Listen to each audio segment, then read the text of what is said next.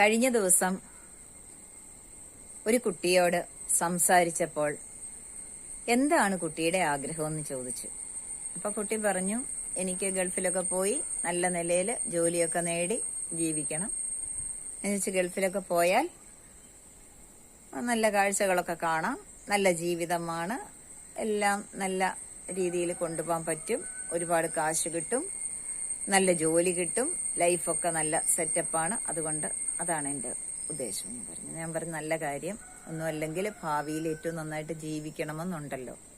പിന്നെ ഞാൻ ചോദിച്ചു വന്നപ്പോ എന്തായിരിക്കാം ഈ ജോലി കിട്ടിയാൽ ആ ജോലി കൊണ്ട് മറ്റുള്ളവർക്ക് എന്ത് കൊടുക്കാൻ പറ്റുമെന്നാണ് ഒരു ലക്ഷ്യമെന്ന് ഒരു ചോദ്യം ഞാൻ ചോദിച്ചു. അപ്പൊ പറഞ്ഞു, മറ്റുള്ളവർക്ക് എന്ത് കൊടുക്കാനാ, എനിക്ക് ശമ്പളം കിട്ടും, അതേ ഉള്ളൂ എന്റെ ലക്ഷ്യം. പക്ഷേ നമ്മൾ നമ്മളുടെ കുഞ്ഞുങ്ങളെ വളർത്തുമ്പോൾ ഒരു കാര്യം മനസ്സിലാക്കുക, നമുക്ക് ധനം കിട്ടണം, ഇല്ലാതെ നമുക്ക് ജീവിക്കാൻ പറ്റില്ല. പക്ഷെ അതിനപ്പുറം നമ്മള് മറ്റൊരാൾക്ക് കൊടുക്കുമ്പോൾ മൂല്യം കൂടെ കൊടുക്കാൻ ഓർമ്മിക്കുക.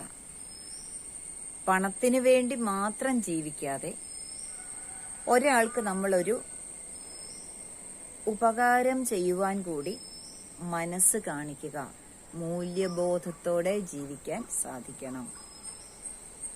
ആ കുട്ടിയോട് ഞാൻ പറഞ്ഞു, ഇങ്ങനെ ഒരു കാര്യം കൂടിയുണ്ട്, നമുക്ക് ഇവിടെ സൗജന്യമായിട്ട് വായു കിട്ടുന്നു, വെളിച്ചം കിട്ടുന്നു, ഈ പ്രകൃതിയിലെല്ലാം കിട്ടുന്നു, ഇങ്ങനൊക്കെ കുറെ കാര്യങ്ങളുണ്ട്. അപ്പോൾ നമ്മൾ കുറച്ച് കാര്യങ്ങൾ മറ്റുള്ളവർക്കും കൂടി കൊടുക്കണം, മൂല്യബോധത്തോടെ ജീവിക്കാൻ നമ്മൾ പരിശീലിക്കണമെന്ന് പറഞ്ഞപ്പോൾ ആ കുട്ടി എന്നോട് പറഞ്ഞു, ഇതുവരെ എന്നോട് ആരും അങ്ങനൊന്നും പറഞ്ഞു തന്നിട്ടില്ല, എന്റെ സിലബസിലൊന്നും അങ്ങനെ ഇല്ല. അതെ, നമ്മുടെ ലെറ്റ്യൂഡില് അങ്ങനെ ഒരു കാര്യമുണ്ട്. ദേ, ഈ പ്രകൃതിയിൽ ഇങ്ങനെ ഇരുന്ന് കാറ്റേറ്റ് ഈ വെളിച്ചമൊക്കെ ആസ്വദിച്ച് ഈ പ്രകൃതി നമുക്ക് തരുന്ന ഈ സന്തോഷങ്ങൾ ആസ്വദിച്ച് നമ്മളും മറ്റുള്ളവർക്ക് മൂല്യമുള്ള കാര്യങ്ങൾ കൊടുക്കുക. ഇത് തന്നെ ആയിരിക്കണം നമ്മൾ നമ്മുടെ കൊച്ചു കുട്ടികളെ പരിശീലിപ്പിക്കേണ്ടത്. കൊച്ചു കുട്ടികൾ മുതൽ മുതിർന്നവർ വരെ. ഒരു മാറ്റത്തിന് സമയമായില്ലേ? നമ്മളൊരു പച്ചക്കറിയാണെങ്കിലും വാങ്ങിക്കൊണ്ട് വന്നിട്ട് വീട്ടിൽ വന്ന് അഴിച്ചു നോക്കുമ്പോൾ അത് ചീഞ്ഞതാണെങ്കിൽ ദേഷ്യവും സങ്കടമൊക്കെ വരില്ലേ?